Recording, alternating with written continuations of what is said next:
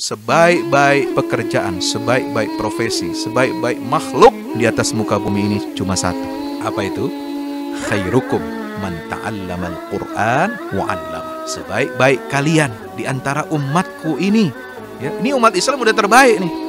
Kuntum khaira ummatin ukhrijat linnas ta'muruna bil ma'rufi wa tanhauna 'anil munkari wa tu'minuna billah. Itu surat 10 surat Ali Imran mengatakan kalian ini umat Muhammad Rasulullah adalah umat yang terbaik. Yang terbaik dari yang terbaik itu adalah khairukum man ta'allamal Qur'an wa 'allama. Sebaik-baik di antara kalian. Kalian ini terbaik. The best of the bestnya itu siapa? Adalah orang yang mempelajari Al-Quran.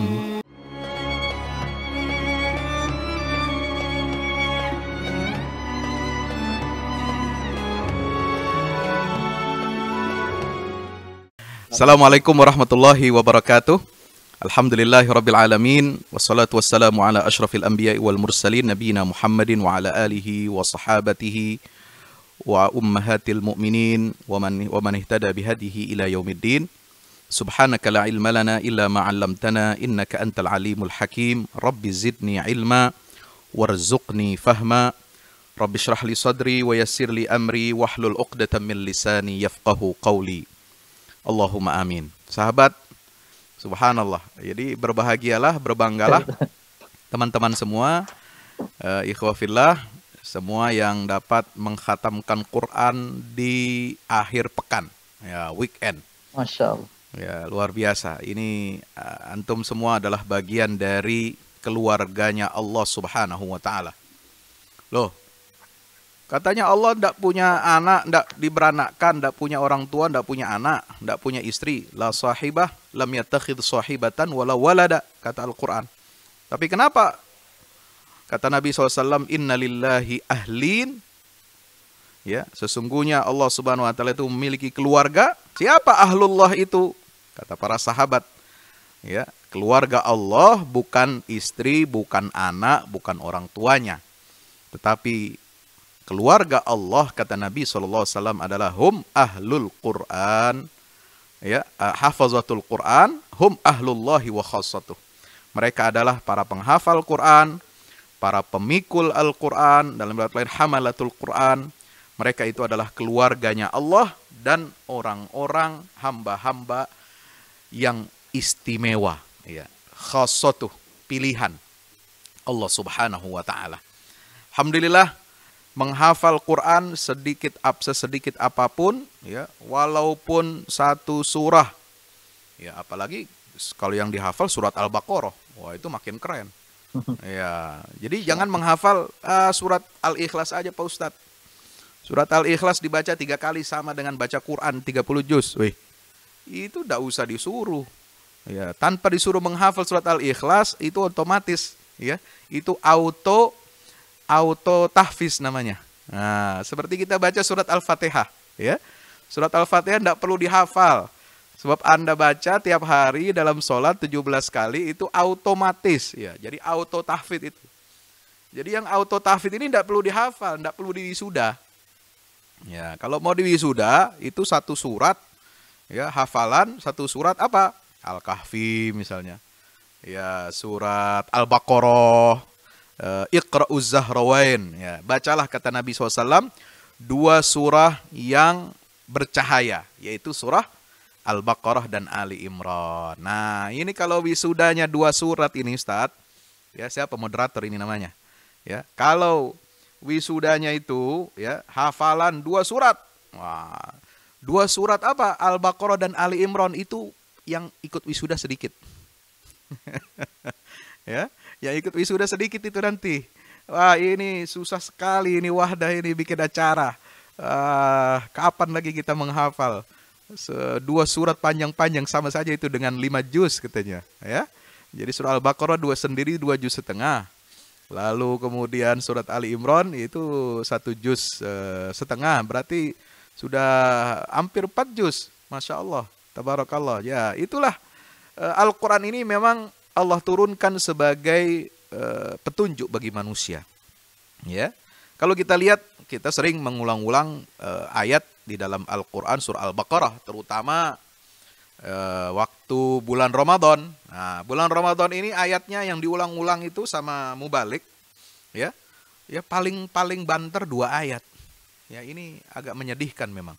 Nah, makanya dengan adanya wisudawan tahfiz weekend ini, kita berharap ya imam, mubalik, para dai, penceramah di bulan Ramadan itu tidak hanya menyampaikan 2 ayat. Apa ayatnya Pak Ustadz? Ayat 183 dan 185 itu biasanya. Syahrul ya ayyuhalladzina amanu kutiba alaikumusiyam kama kutiba alal ladzina min qablikum la'allakum tattaqun. Habis itu mubaliknya lupa. Apa ayat setelahnya? Ayyamam ma'dudat, sampai ke sana ada 2 kali diulang itu kan. Itu udah ingat lagi dah. Baru dibaca lagi, apa 1 ayat lagi? 185 bos.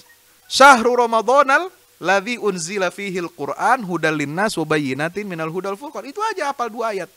Jadi mubalik 1 bulan Ramadan itu diulang-ulang dari 1 masjid, dari 1 surau ke surau lain, 1 majelis ke majelis lain, yang dibaca, yang diuraikan cuma 2 ayat itu saja. Masya Allah. Ya, ini jangan sampai ini para santri ataupun masyarakat umum nanti malu kalau mubalik, dai, wahdah, ya, simpatisan warga Wahdah Islamiyah itu katanya kemarin saya dengar Pak Ustadz ceramah ini Pak Ustadz ini baca 2 ayat itu. Besok ketemu lagi tarawih di tempat lain bacanya ayat itu lagi. Jadi nanti disebutnya ini ayat kutiba terus. Iya, 1 bulan bacanya ayat kutiba sama ayat syahrul Ramadan. Nah, itu karena ya pas memang bulannya bulan Ramadan kan. Nah, ini jangan seperti itu, disayangkan ya. Maka ya sahabat yang dirahmati Allah, ya ikhwah fillah rahimakumullah, kita menghafal Quran ini untuk mempertajam hati kita. Ya, untuk mengasah cahaya iman kita yang ada di dada. Ini iman sudah ada di dada kita ini. Alhamdulillah, kita bersyukur kepada Allah. Ya, sebagaimana ucapan pujian para penduduk surga ketika di dalam surga mereka masuk surga. Ya, mudah-mudahan kita semuanya di sini menjadi ahlul jannah. Amin. Ya rabbal alamin. Ya, semuanya menjadi ahli surga. Amin ya rabbal alamin. Ini para penghafal Quran. Bahkan kata Nabi SAW bisa memberikan syafaat pertolongan kepada keluarganya. Berapa? 70 anggota keluarganya. Kata ini konon hadisnya itu ya. Tolong dicarikan, tolong dicek. Saya baru dengar, belum saya telusuri ya secara lebih jauh ya. Ini luar biasa. Apa kata ahli surga, ahlul jannah di dalam surga? Alhamdulillahilladzi hadana lihadza wa ma kunna linahtadiya laula an hadanallah. Laqad ja'at rusul rabbina bil haqq wa nudu an tilkumul jannatul lati uristumuha bima kuntum ta'malun. Nah, segala puji bagi Allah yang telah memberikan kami hidayah untuk bisa beriman. Ini kita sudah bersyukur kepada Allah. Ya, iman ini syarat modal utama untuk masuk surga. Ya. Kalau nggak punya iman nggak bisa masuk surga, bos. Ya, iman dulu syaratnya. Ya, sebab nanti pada ujungnya siapapun yang bersyahadat kepada Allah dan Rasulnya, asyhadu an la ilaha illallah, asyhadu anna Muhammadar Rasulullah, ada iman di dadanya walaupun seberat dzarrah. Ya, walaupun seberat dzarrah. Ya, walaupun timbangannya kecil, banyak. Ya, mohon maaf, ini bukannya untuk ini pernah Nabi menegur. Ya Rasulullah, engkau tadi mengatakan ya semua umat itu akan masuk surga. Siapa yang mengucapkan la ilaha illallah dakhalal jannah. Nah, ada seorang sahabat yang protes, ini jangan disampaikan ya Rasulullah. Hadis ini nanti orang bermalas-malasan nanti. Ya, cukup aja beriman saja, asyhadu an la ilaha illallah, asyhadu anna Muhammad. Tapi memang kata Rasulullah, ya tidak bisa kita menihilkan makna la ilaha illallah, sebab dialah yang timbangan yang paling berat itu adalah la ilaha illallah. Ya, saya jadi teringat dalam satu hadis yang sahih, insya Allah ya, saya sudah telusuri itu, ketika para ulama mufassirin menafsirkan ayat 49 surah Al-Kahfi, wa wudi'al kitabu fataral mujrimina mushfiqina mimma fihi yaqulun ya wailatana ma li hadzal kitabi la yughadiru saghiratan wala kabiratan illa ahsaha wa wajadu ma 'amilu hadira wala yazlimu rabbuka ahada. Ya, kalau ayat yang awal di penggalan pertama ini kan ngeri-ngeri sedap ini. Ya kan? Ini ayat tentang apa? Inzar, tentang terhib. Ya. Memberikan rasa takut karena memang harus begitu. Tetapi jangan kita dominasi dakwah kita, itu jangan didominasi dengan apa? Ketakutan terus. Harus ada bisyarahnya, kabar gembiranya. Harus ada targhibnya, bagaimana membuat manusia hamba Allah ini senang gembira. Ya, Rasulullah nggak pernah tuh menghardik. Ya, apakah cukup saya syahadat lalu sholat puasa kemudian saya mati saya masuk surga? Cukup nggak? Saya nggak bikin apa-apa lagi deh. Saya nggak ada amal yang lain. Kata Nabi cukup. Ya, itulah fungsi targhib. Artinya kita jangan nakut-nakuti orang. Ya, sesuaikan dengan khitab ya, mad'u, objek dakwah yang kita temui. Ya, tapi kalau yang ditemui ini santri ya, anggota wahdah, ya tidak cukup bos puasa, syahadat puasa sama sholat 5 waktu ya. Harus juga tambah dengan yang lain, zakat, sodako, infak, jihad bahkan ya di fisabilillah begitu ya. Nah, tapi Nabi itu tidak apa ya? Tidak sempit dan tidak kaku gitu menghadapi berbagai macam jenis manusia ini. Ya. Nah, dalam Al-Qur'an itu ayat tadi, ayat 49 surah Al-Kahfi, itu kan ngeri itu. Wa wudi'al kitab. Ya, kitab catatan amal itu dibentangkan. Ya, diperlihatkan, dipertontonkan kepada semua makhluk. Dibuka semuanya. Karena setiap kita ini kan ada yang mencatat, ya enggak? Nah, ya. Apa ma yalfizu min qaulin illa ladaihi raqibun atid. Betul? Setiap kita ini dicatat amalnya oleh 2 malaikat, raqib dan atid. Masya Allah. Ya. Dan semua catatan itu nanti akan dibuka. Ya, akan dibentangkan pada hari kiamat. Subhanallah. Dan akan disaksikan oleh seluruh makhluk. Waduh, ini kita diadili di depan publik. Kitab catatan amal kita itu ada 99 catatan atau daftar buku, yang satu daftar itu, satu buku yang dibentangkan dari 99 catatan amal itu panjangnya seluas atau lebar dan panjangnya itu seluas mata kita memandang. Itu satu buku yang punya kita. Dan setiap hamba itu ada 99 buku catatan amalnya. Ini dalam hadis, ya, riwayat itu. Ya, bagaimana coba bayangkan? Kita punya catatan baru LPJ bos. LPJ perusahaan, LPJ organisasi, LPJ panitia, ya. Baru cuma 10-12 halaman laporan keuangan saja sudah keringat dingin diperiksa. Ini kita 99 buku catatan amal, dan satu buku itu ketika dibuka dibentangkan itu lebar panjangnya itu seluas mata kita memandang. Mata kita memandang kalau keluar di luar itu sampai berapa radius kilometer. Nah, coba ya ukurannya begini yang paling gampang. Nah, pilot kalau di pesawat itu jangkauan matanya dia bisa melihat ya dengan kekuatan cahaya di pesawat itu untuk keluar kalau malam itu berapa. Nah, kalau misalnya cuaca buruk di bawah di landasan itu misalnya ada kabut, ini berapa radius cuaca jarak pandang itu kan ada ukurannya dalam aerodinamika, ya kan? Jadi pihak otoritas bandara bisa menetapkan ini bandara dibuka atau ditutup kalau ada cuaca kabut atau asap pekat. Nah, seperti di Indonesia kan sering itu tiap tahun ada asap kebakaran hutan. Nah, itu berapa jarak pandangnya? Nah, satu buku itu ya segitu. Minimal 3 kilo, 4 kilometer. Minimal, Pak. Subhanallah. Itu bagaimana ndak keringat dingin kita. Makanya di situ diberikan apa? Fataral mujrimina musfiqina mimma fih. Orang-orang yang banyak berbuat dosa. Mereka pelaku-pelaku kriminal, mujrimin, orang-orang durjana. Mereka apa? Keringat. Ya, mereka galau, mereka khawatir, mereka gelisah, musfiqin. Ya, gelisah apa? Karena isi kitab catatan amal itu.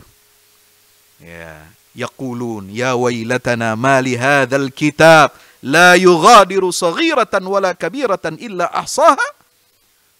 Ya, kenapa ini kitab tidak menyisakan sedikit pun, kecil, amal, besar, semuanya terdokumentasi secara lengkap, bos. Ya. Makanya Al-Quran bahkan mengatakan, yauma idzin tuhadditsu akhbaraha. Hari kiamat nanti setiap bumi yang kita pijak akan mengeluarkan berita. Tuhadditsu, dia berbicara, ya, tentang kabar, tentang berita-berita apa ini di tanah ini yang dulu dilakukan oleh manusia. Siapa fulan yang menginjak tanah itu? Apa yang dia kerjakan, jam berapa, hari berapa, tanggal berapa, tahun berapa, semua ada catatannya. Itu tanah, bos. Yauma idzin tuhadditsu akhbaraha. Subhanallah. Ya. Makanya semua orang pada keringat dingin di sana. Ya, di yaumil qiyamah itu. Tetapi ya Allah memberikan apa? Bisyarah. Allah memberikan targhib. Kalau mereka takut, ya, ya wailatana ma li hadzal kitab la yughadiru saghiratan wala kabiratan illa ahsaha wa wajadu ma amalu hadira. Mereka akan dapati semua amal yang mereka lakukan itu nampak. Tetapi catatannya wala yazlimu rabbuka ahada.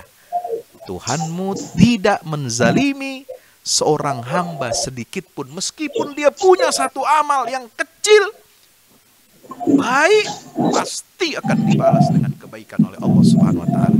Apa dalam riwayat itu dikatakan, bos? Ya, di dalam riwayat itu dikatakan ketika itu seorang hamba dihadapkan kepada Allah, wahai hamba, lihat catatan amalmu. Enggak berani, ya Allah. Itu amal catatannya merah semua, jeblok nilaiku. Lalu apa yang bisa ini engkau berikan untuk bisa mengimbangi, ya, semua catatan amalmu yang merah-merah itu? Enggak tahu, ya Allah. Enggak ada, saya lebih banyak maksiatnya. Enggak tahu saya punya amal soleh apa enggak ini. Ya, ketahuilah wahai hambaku, engkau punya satu catatan amal. Nah, dari 99 buku itu, yang satu buku itu luar biasa, ya, Allah keluarkan di situ bitaqah, satu kartu saja. Ini baru kartu sakti. Ya, ini kartu sakti ini. Bukan kartu prakerja, bos.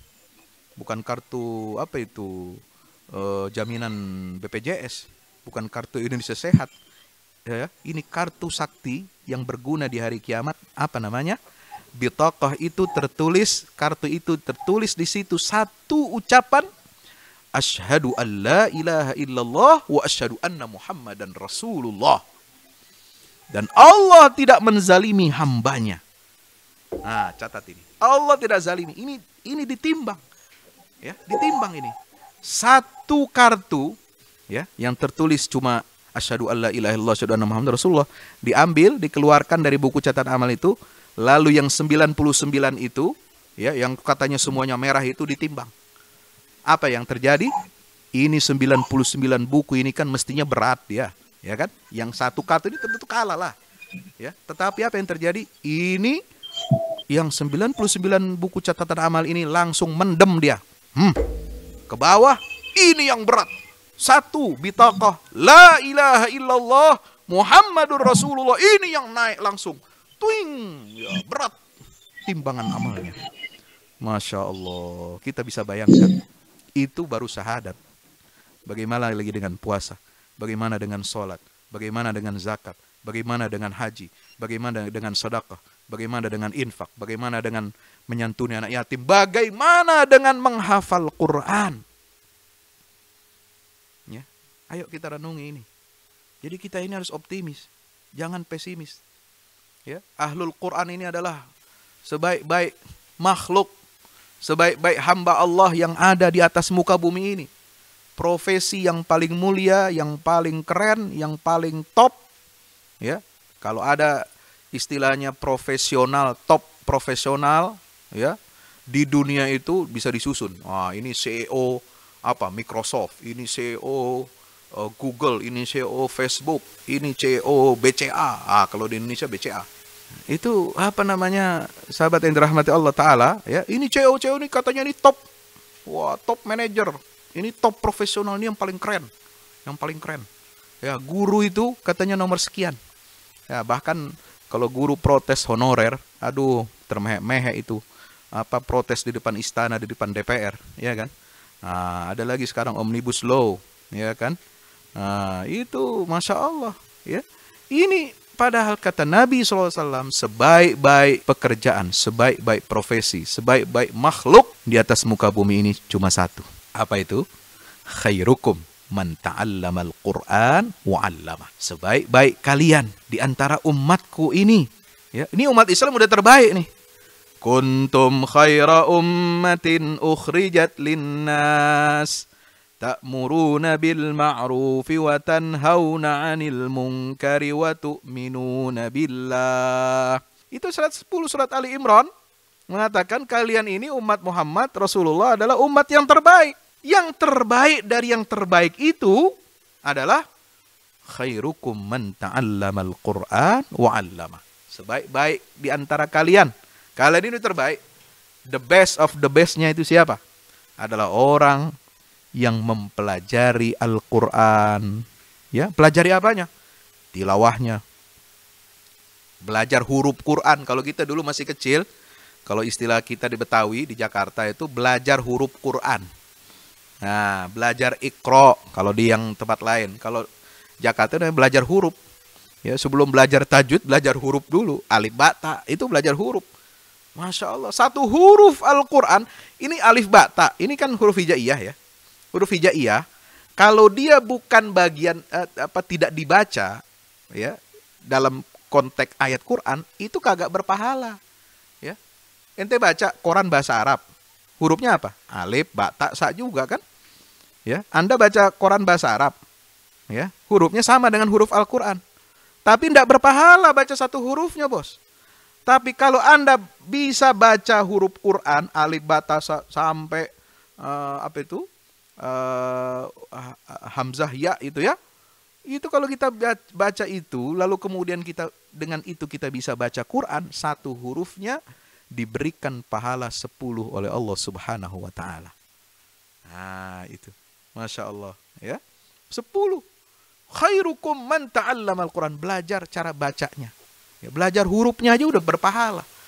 Ya, makanya anak kita ajarkan mereka belajar baca huruf Al-Quran, niatkan untuk bukan semata-mata belajar bahasa Arab. Kalau belajar bahasa Arab sih banyak. Ya. Yang pengen kemana ya. Sekarang ada pelajaran bahasa Arab buat para pekerja profesional. Ya, di Amerika, di Cina, di Rusia, di negara-negara maju ada kursus di korps diplomatik atau khusus untuk para investor, para pedagang, itu mereka kursus bahasa Arab. Tapi kan niatnya bukan untuk baca Quran. Nah, maka kita ajarkan anak kita, mereka belajar baca huruf, bukan baca huruf bukan kita ajarkan kepada mereka bukan ayo belajar baca huruf Arab. Nah, jangan. Ingatkan kepada mereka belajar baca huruf Al-Quran. Ini huruf Quran. Bukan semata-mata aksara Arab. Ya, kalau aksara Arab nanti ente ya sekarang ada gerakan anti Arab soalnya. Ya, ntar dikit-dikit bau-bau Arab, belajar bahasa Arab dibilang ente kadrun. Nah, kan repot. Ya, ini. Jadi kita belajar bahasa Al-Quran, bukan belajar semata-mata bahasa Arab. Aksara Arab gampang dipelajari. Ya, aksara Arab mudah dipelajari. Diplomat, pedagang, investor di seluruh dunia, karena dia tahu uang itu banyak dari negara-negara Arab, dia belajar bahasa Arab. Diplomat Cina, Rusia, Amerika, Inggris, Prancis itu di negara-negara Arab, Pak. Fasih bahasa Arabnya. Kalah kita mahasiswa Al-Azhar ini. Kalau mau jago bahasa Arab. Ya. Tapi mereka tidak bisa baca Quran. Tidak ada cahaya Al-Quran itu dalam dadanya. Ya. Maka kita ajarkan kepada anak-anak kita ini apa? Baca huruf Al-Quran. Belajar huruf Al-Quran. Bukan belajar bahasa Arab. Karena ilmu-ilmu bahasa Arab itu semua berakar dari keindahan sastra Al-Quran. Tanpa Al-Quran, aksara Arab itu nol. Nggak ada artinya. Wallahi demi Allah. Nggak ada artinya. Itu aksara Arab. Kalau bukan Al-Quran. Ya. Dia menjadi medium, alat, bahasa yang dengan itu Allah wahyukan Al-Quran ini wahyu terakhir kepada baginda Nabi SAW. Maka dia menjadi bahasa yang paling indah di dunia. Dan karena bahasa Arab itu adalah bahasanya Al-Quran. Ingat ini. Catat baik-baik. Karena dia menjadi bahasa Al-Quran, maka dia menjadi bahasa pemersatu umat Islam dan menjadi bahasa ahli surga. Jadi jangan dibalik cara berpikirnya. Wih, hebat ya orang Arab. Ya. Nomor 1 dia bahasanya. Apa bos? Pemersatu itu umat Islam, bahasa-bahasa Arab. Baca semua bahasa Arab. Ya kalau nggak ada Al-Quran, nggak ada dia pemersatu. Ya. Kalau tidak dibaca dalam sholat, tidak ada bahasa Arab itu baca apa jadi bahasa pemersatu dunia Islam. Kalau bukan bahasa Arab itu dipakai oleh Allah untuk medium Al-Quran, dia tidak akan menjadi bahasa ahli surga. Ini yang saya paham. Anda boleh berdebat dengan saya. Al-Quran, bahasa Arab tanpa Al-Quran, nothing. Bukan apa-apa dan bukan siapa-siapa. Ya. Tetapi Allah pilih nabinya dari kalangan bangsa Arab. Harus kita hormati. Itu pilihan Allah. Ya. Allahu yastafi minal malaikati rusulan wa minan nas. Allah pilih. Di balik itu pasti ada rahasianya. Kenapa Allah pilih ini? Nabi terakhir, Rasul terakhir dari bangsa Arab. Karena bangsa Arab punya akhlak, punya karakter yang tidak dimiliki oleh bangsa lain. Nah itu persoalan lain. Ya, maka An-Nabi Al-Qurashi Al-Arabi itu menjadi pilihan Allah Subhanahu wa Ta'ala dan menjadi mulia. Tapi bukan berarti bangsa Arab lebih mulia daripada kita bangsa Indonesia, lebih mulia dari suku Jawa, lebih mulia dari suku Bugis, bos. Tidak, kata Nabi apa? Ala la fadla li Arabiyyin ala ajamiyyin illa bittaqwa. Wala fadla li ajamiyyin ala arabiyyin illa bittaqwa. Jadi tenang aja. Ente orang Bugis Makassar tidak kalah dari orang Arab. Ya, ada orang Arab, ya, orang Arab culun, gak bisa baca Quran dia. Hafal Qurannya tidak. Jadi yang Bugis Makassar, yang Jawa, yang Ternate, Tondano, yang Minang, ya, Sunda, Madura, kalau dia hafal Quran, ya, dia bisa bahasa Quran, itu lebih mulia daripada orang Arab yang tidak bisa baca Quran. Jangan salah, jangan keliru. Kita memandang, mendudukkan Al-Quran dan bahasa Arab itu seperti itu. Ya, itu semulia-mulia. Makanya Nabi mengatakan apa? Tidak ada keutamaan, kehebatan orang Arab di atas orang ajam, kecuali dengan takwanya. Tidak ada kehebatan orang asing, bule. Ya, kalau kita bukan bule, bulepotan. Belepotan namanya itu. Ya, tidak ada kehebatan orang bule di atas orang Arab juga kecuali dengan ketakwaannya kepada Allah Subhanahu wa Ta'ala. Jadi Islam ini agama yang universal. Apa yang ingin saya katakan?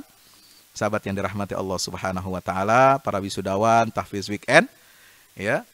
Ini cahaya iman yang ada dalam jiwa kita ini harus diperbesar volumenya dengan apa? Dengan cahaya Al-Quran. Maka kata Nabi SAW apa? Ya, orang beriman yang di mulutnya, hatinya tidak ada Al-Quran, maka dia seperti rumah rusak. Ya, kal baitil kharib. Tahu rumah rusak? Rumah runtuh. Ya, mending runtuhnya karena gempa. Ya, kalau karena gempa musibah wajar dia runtuh. Ada sebab musababnya.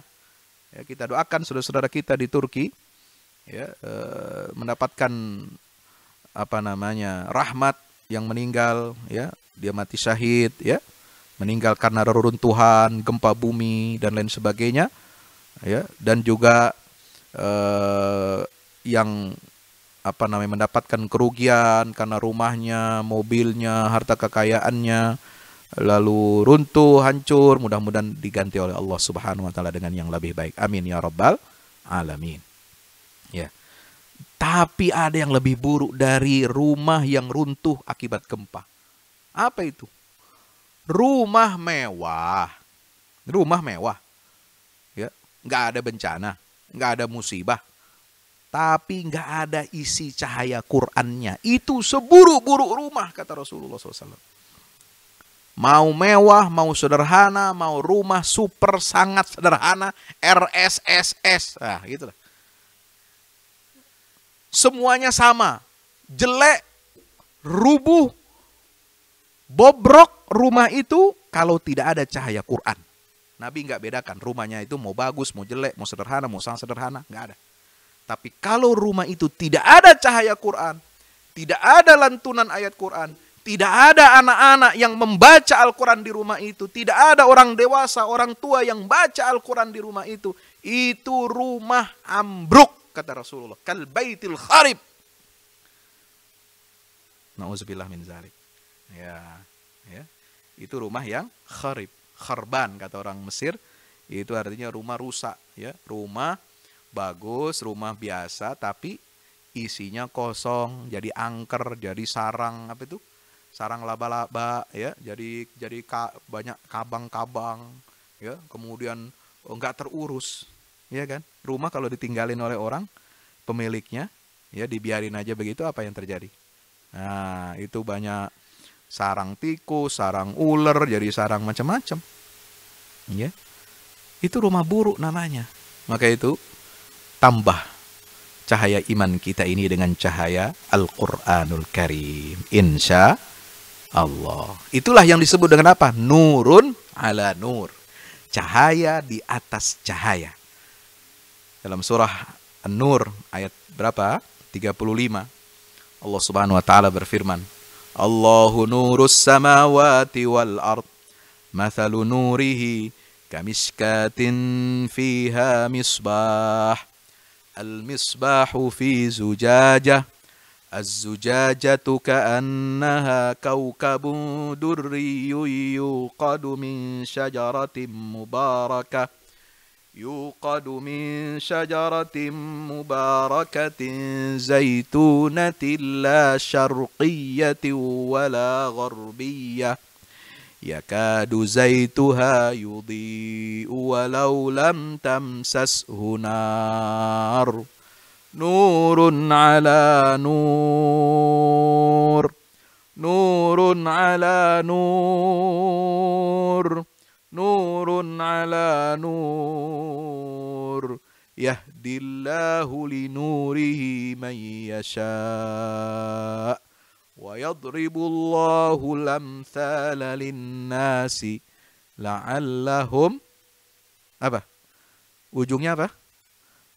Saya lupa ini. Ya tafakkarun atau apa itu? Ya, nanti coba tolong lihat ya. Ayo kita baca.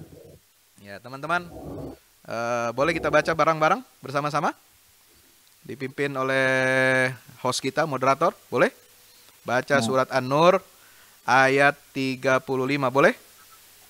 Boleh, Ustaz. Ayo, silakan. Ya. Jadi, supaya ada suaranya ini, jangan tidur semua nanti di balik layar. Nah, ayo kita baca. Silakan Ustaz.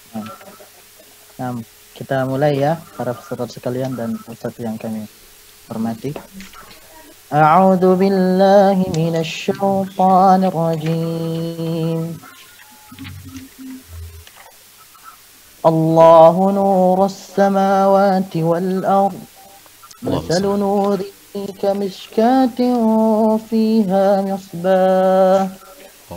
المصباح في زجاجة الزجاجة كأنها كوكب ضيء يوقد من شجرة مباركة زيتونة لا شرقية ولا غربية يكاد زيتها يضيء ولو لم تمسسه نار نور على نور يهدي الله لنوره من يشاء ويضرب الله الأمثال للناس والله بكل شيء عليم.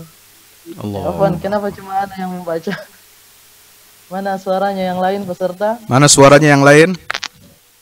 Mana suara Ayo, peserta? kita ulang bersama-sama. Kita baca ya. A'udzu billahi minasy syaithanir rajim. Dibuka suaranya, dibuka, di-unmute. Ya.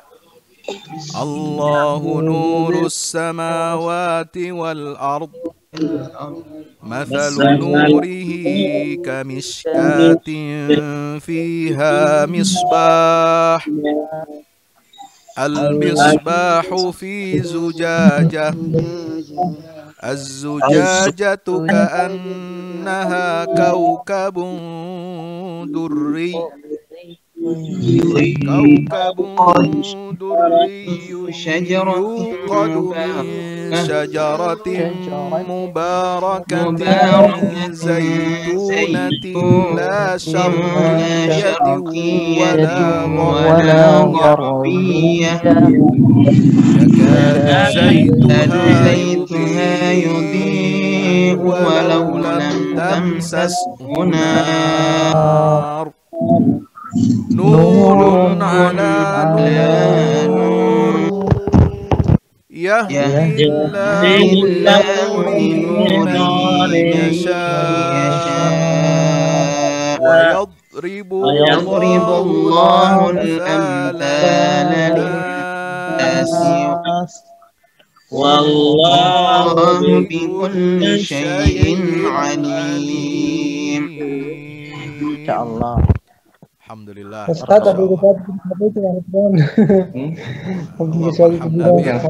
Allahumma arhamna bil Quran. Dengan ayat ini Allah Subhanahu wa taala mengingatkan kepada kita, ya. Bagaimana Allah itu sebagai pemberi cahaya langit dan bumi. Allah yang memberikan cahaya kepada langit dan bumi itu. Jadi sumber cahaya ini adalah Allah. Ya, bumi dan langit bisa mengeluarkan cahaya, bisa kita melihat sesuatu dengan cahaya. Ya, kalau kita nggak ada cahaya ini kan kita tidak bisa lihat apa-apa, Pak. Ya, kita bisa melihat di siang hari ada makhluk, ada tumbuhan, ada macam-macam, bisa melihat, itu nikmat. Itu kenapa ada pantulan cahaya matahari. Ya. Ada malam hari kita bisa melihat sesuatu, kenapa? Ada cahaya rembulan. Ya, wal qamaram munira. Qamaran munira. Ya. Ada cahaya matahari dalam Al-Qur'an itu disebut dengan apa? Sirajan wahaja. Cahaya yang menyorot, wahaja.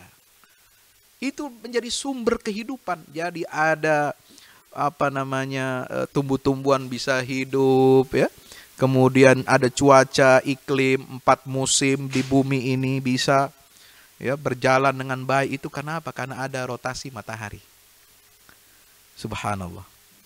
Tetapi ada satu cahaya yang Allah berikan kepada kita yang menggabungkan sifat 2 cahaya rembulan dan matahari.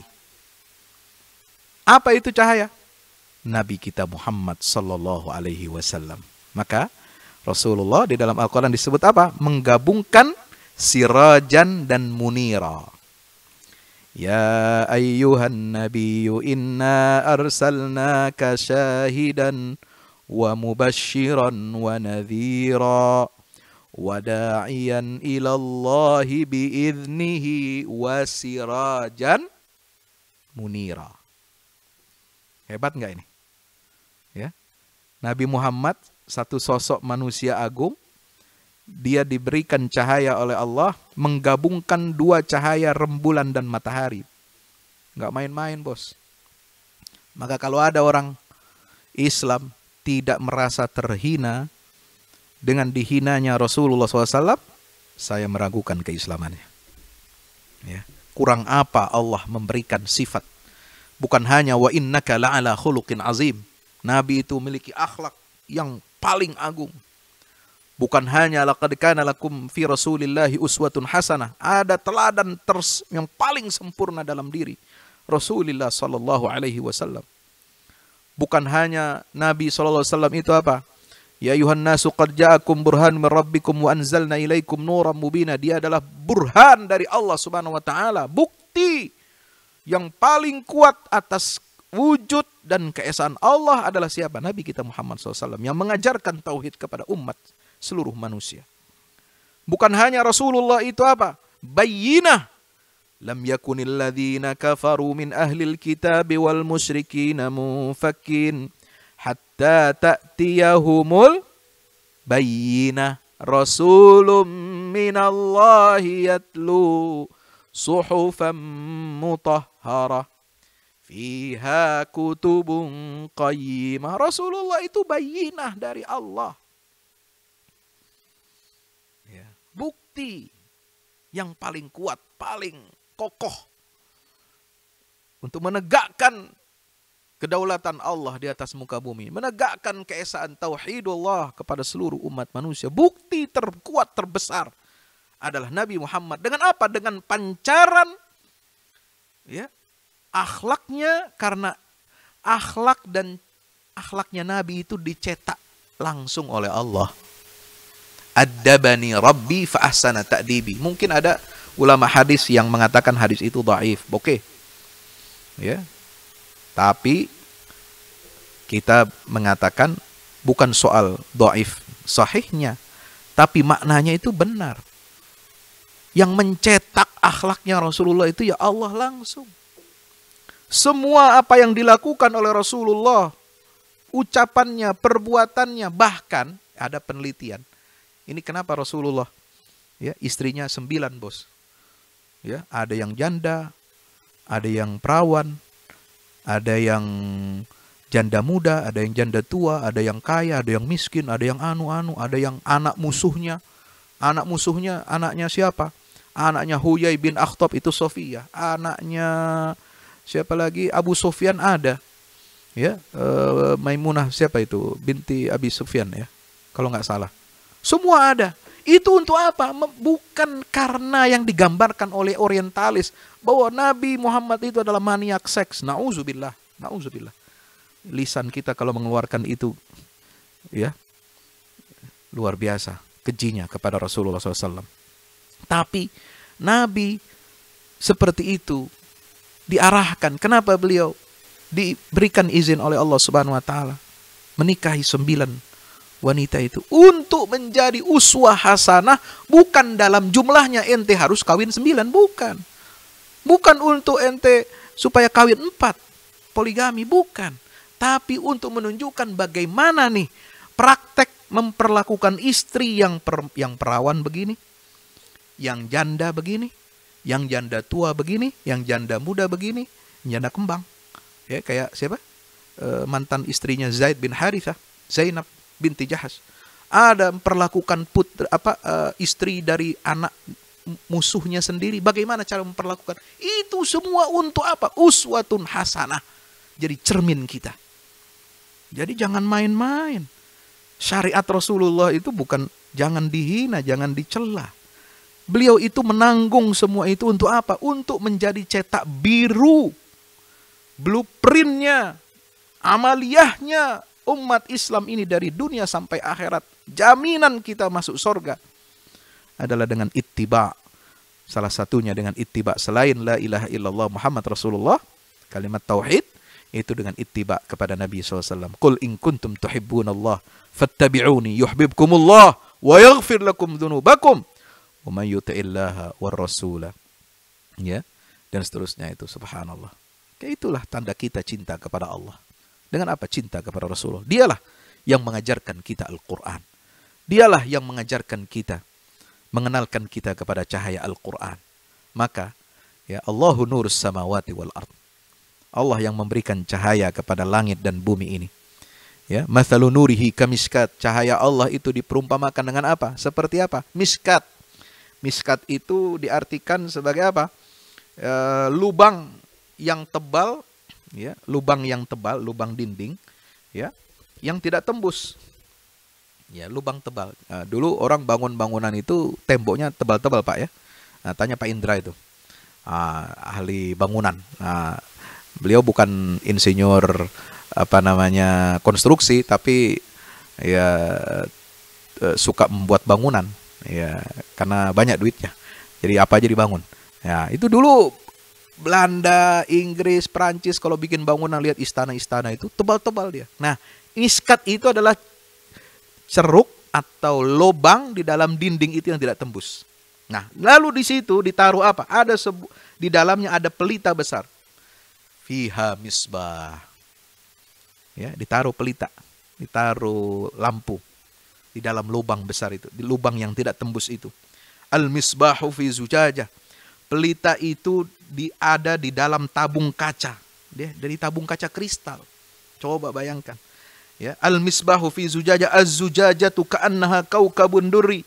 Tabungnya saja sudah bercahaya. Kristal dia. Tambah lagi lampu terang kan? Dia di dalam miskat, di dalam lubang itu cahayanya nggak kemana-mana. Cahayanya utuh full. Kalau saya punya cahaya di sini, lampu ruangan saya, ya, ini 16 watt misalnya. Tapi kan dia lebar kemana-mana itu. Jadi tidak full. Sementara kalau ditaruh di dalam satu lubang itu cahayanya full. Ya. Ini digambarkan oleh Allah dalam Al-Quranul Karim. Ya. Lalu kemudian itu tabung kacanya saja itu pakai kristal, itu sudah bagaikan bintang-bintang yang berkilauan. Dinyalakannya dengan apa? Dengan minyak zaitun dari pohon yang diberkahi oleh Allah. Nah, jadi minyak dari pohon yang diberkahi Allah adalah minyak zaitun. Zaitun ini pohon yang diberkahi oleh Allah. Syajaratin mubarakah. Satu-satunya pohon di dalam Quran yang disebut dengan keberkahan adalah pohon zaitun. Ya, minyaknya itu adalah minyak terbaik. Ya, dia pohon zaitun itu pilihan lagi.